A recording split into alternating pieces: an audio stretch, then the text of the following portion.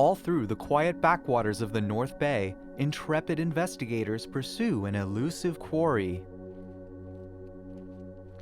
The later in the afternoon it gets, the more likely we are to see them because they need to come out and hunt before it gets too dark. We look for ripples on the water and bubbles. You can track them by following their bubbles. They seek any trace of wildlife that is stealthy, agile, and unbelievably cute. River otters.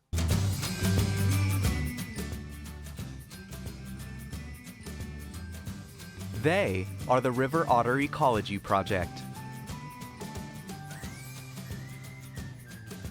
We started our project because we had discovered that river otters had been making a surprising recovery. We set motion detector cameras out in remote areas where we know otters are going.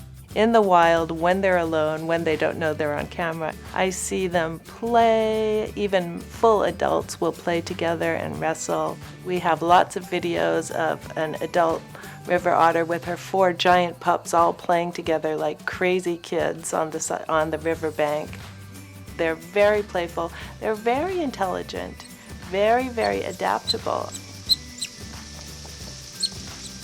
So river otter really is a misnomer because otters love all water. River otters like freshwater, saltwater, and brackish water, drainage ditches, swimming pools, koi ponds especially.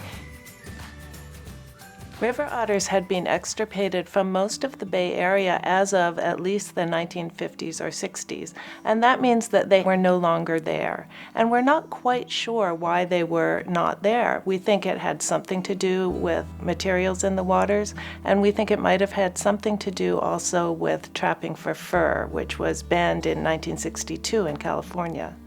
Since that time, we think they've been coming back, and no one really realized that they were until we started seeing more and more of them in our waterways. About once a week, our site volunteers will go out to a camera site and they collect the chip out of the camera. They take that chip home, put it in their computer, and go through up to 400 one-minute videos. Also helping with camera traps are students in River Otter Ecology Project's hands-on high school education program. Study is done in the lab and in the field where youth make observations, collect data, and see how research is conducted. Many have never explored the outdoors, and few have ever seen an otter. The takeaway message? We're all part of the web of nature. Each of us can make a difference, and science is fun.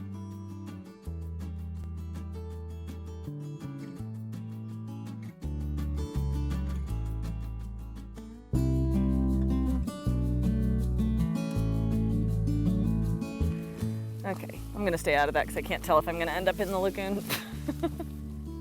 Scat is, in short, otter poop. Another key to unlocking the story of otters is to locate, document, and study their scat. Volunteers go to great lengths to collect it because of the wealth of valuable information it contains. We collect scat to do genetic analysis to discover whether the population is increasing or decreasing and where river otters are going, their range. But I saw them scatting, and so I know it's really fresh, which makes me really, really want it. And we'd also like to find out some basic health issues that are going on with them.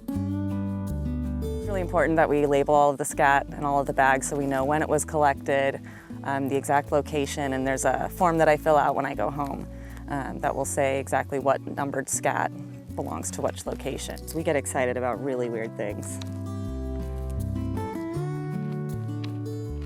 I think the fact that we're seeing them around the Bay Area in all kinds of places where you really wouldn't expect to see such a wild and elusive animal tells us that they're able to adapt pretty well to living around big cities like San Francisco and Berkeley and Oakland and Richmond.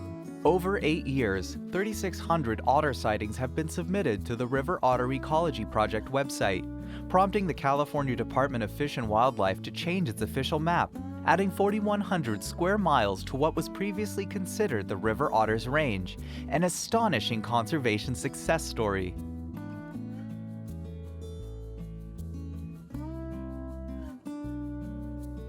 River otters are really perfect ambassadors for conservation of watersheds. We often say that healthy watersheds make healthy ottersheds.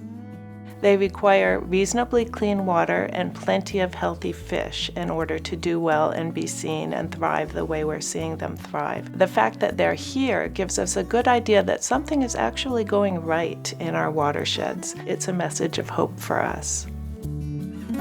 To support River Otter Ecology Project, visit www.riverotterecology.org.